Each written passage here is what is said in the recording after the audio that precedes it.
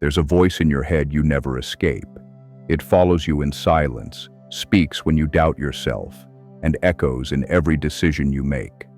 That voice is either your greatest ally or your most dangerous enemy.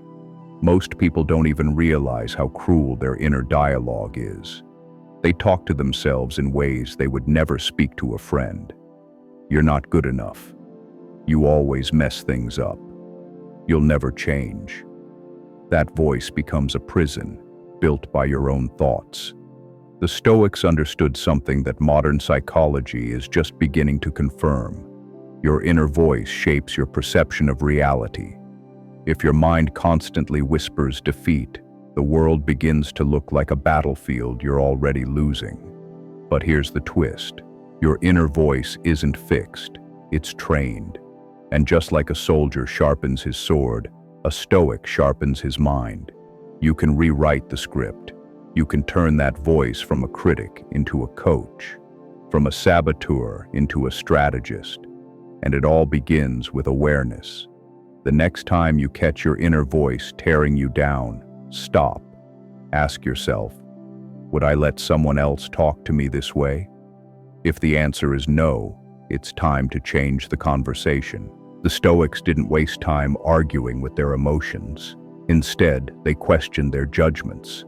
Marcus Aurelius wrote, "You have power over your mind, not outside events. Realize this, and you will find strength."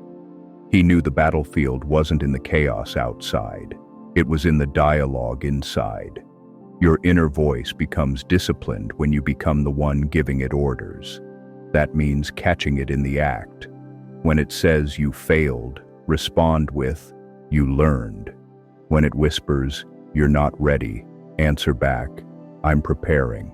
When it shouts, "You're alone," calmly remind yourself, "I'm building independence." This isn't toxic positivity, it's Stoic clarity. You're not pretending things are fine. You're reclaiming the narrative. Instead of letting fear and doubt write your script, you become the author. You lead, you instruct, you direct your thoughts like a general commanding troops. This takes repetition. Just like lifting weights builds muscle, training your inner voice builds resilience. Every time you respond to your mind with steadiness and logic, you build a habit, and habits become character. The strongest minds aren't loud. They're trained to be quiet and intentional. The question is, when your mind speaks, do you listen or do you lead? Most people don't realize how deeply their inner voice is shaped by their environment. The news you consume, the people you surround yourself with, even the social media you scroll through, they all program the language of your thoughts. That's why Stoics were intentional about input. Seneca said, "Associate with people who are likely to improve you." If your inner voice constantly mimics chaos, self-doubt, or comparison, that's not an accident. You've trained it, unintentionally. The way out? Control your inputs. Read what strengthens you. Watch what challenges you. Listen to what grounds you. Protect your mental terrain like sacred ground. And don't just wait for your inner voice to talk. Teach it what to say. The Stoics wrote a lot. Not to be famous, but to train their minds. Daily journaling isn't just self-expression, it's self-instruction. It's the habit of writing to your own soul, so it knows what to echo back when life gets loud. If this mindset is helping you reclaim your inner voice, subscribe to this channel now and hit the bell. Don't just scroll away. You came here for a reason. Let's build that inner fortress together. And now, think about this. If your inner voice were a person you met on the street, would you want to spend time with them or run? If you hesitated to answer that question, it's time to reforge the voice inside your head. Remember, that voice becomes your default lens in every challenge, every failure, confrontation, heartbreak, or opportunity. It will either whisper courage or spiral you into self-doubt. Marcus Aurelius faced wars, plagues, betrayal, yet his inner voice remained firm. Why? Because he practiced. Mental resilience wasn't an accident, it was engineered. You have power over your mind, he wrote, not outside events. Realize this, and you will find strength. But don't expect instant results. The Stoics didn't chase hacks, they built habits. When your mind begins to wander or attack you with negative thoughts, treat it like a child throwing a tantrum. Don't react, don't argue.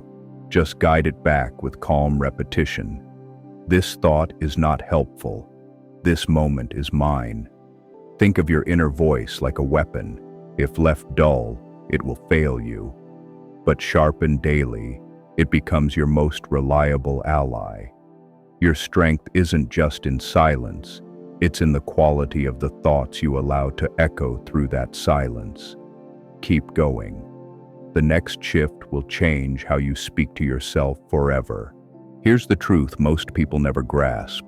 Your inner voice was never supposed to be a cheerleader. It's not there to pump you up with shallow praise. It's a strategist, a judge, a trainer. Its job is to challenge you, not to coddle you. But that doesn't mean it has to be cruel. Stoicism teaches a balance, assertive but rational, firm but not emotional. So when you mess up, your voice shouldn't scream, "You're a failure." It should calmly observe, "That didn't work. Let's adjust." Most people don't upgrade their inner dialogue. They let it run wild, shaped by fear, ego, and old wounds. But you have the power to reprogram it with Stoic logic. Instead of, "I can't handle this," try, "This is a chance to apply control." Instead of, "They disrespected me," say, "Their actions don't define my worth." The voice in your head becomes your daily environment. You can either live in a battlefield of doubts or a temple of discipline. Which do you choose? Stay with me, because in the final piece, we'll ask a question few are brave enough to answer. What if the loudest enemy you face is your own voice? Now ask yourself, if someone else spoke to you the way your inner critic does, would you tolerate it? Would you accept the insults, the doubt, the endless questioning of your worth? Or would you walk away? So why let you do that to you? Here's the Stoic shift. Train your inner voice to become your ally, not your adversary. Let it speak like Marcus Aurelius writing in his journal, direct, clear, unwavering in principle, but never emotional. Let it remind you of your values, your vision, and your resilience, not just your mistakes. Next time your mind attacks you, pause. Ask, is this helpful? Is this rational? Would a Stoic waste energy on this? Your mind is your battlefield, but it can also be your fortress. Now here's the challenge. For one full day, track every thought you have about yourself. Then rewrite each one as if a wise Stoic philosopher was guiding you. What changes? Let me know in the comments. Is your inner voice building you or breaking you?